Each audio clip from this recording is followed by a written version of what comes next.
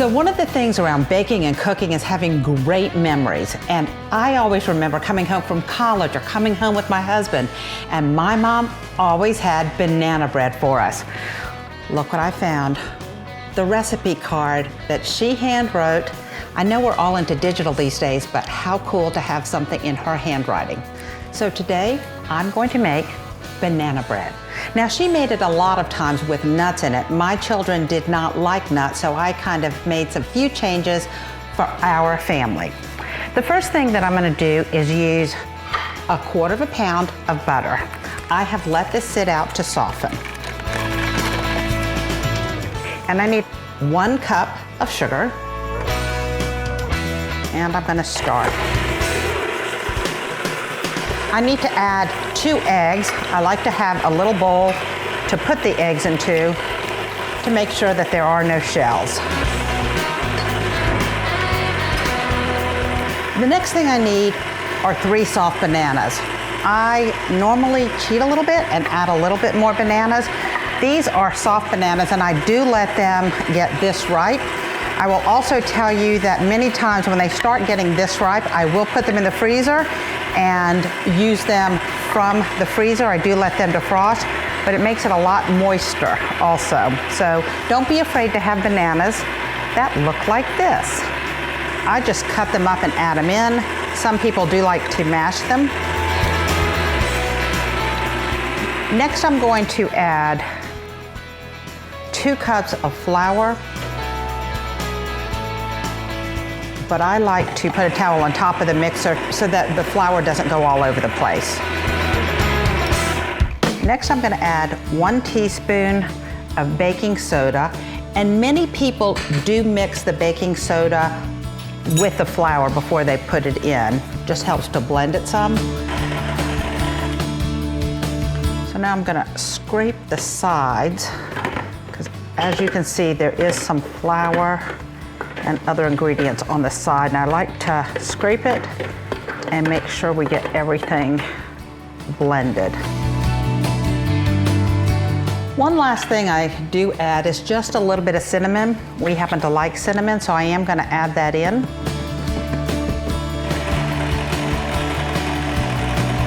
If you are adding nuts, this is when you would do it. It's 1/2 cup of nuts. We don't happen to do that. So the next thing I'll do is grease my pan. And I do use wax paper. I have some softened butter here. And I like to use butter because I've read and I've heard that it really does brown the bread better. This recipe can also be used to make muffins, and we often did that, especially when my children were young. So we're just going to put this into the pan.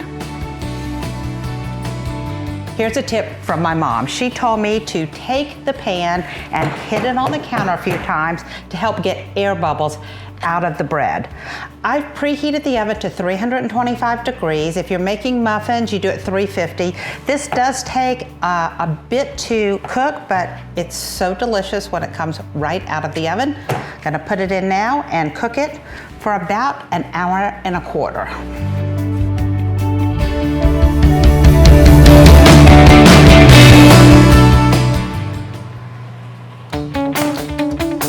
The timer says we have about 5 minutes left, but it is smelling so fabulous that I want to test and see if this banana bread is ready. I'm going to put my tester in to see if it comes out clean. Yes, it did, so wow. Try it in one other place. You normally try and take it from the highest place. That's ready. If you leave it in too long, it will get a little dry. So I'm going to take this out. So this looks great.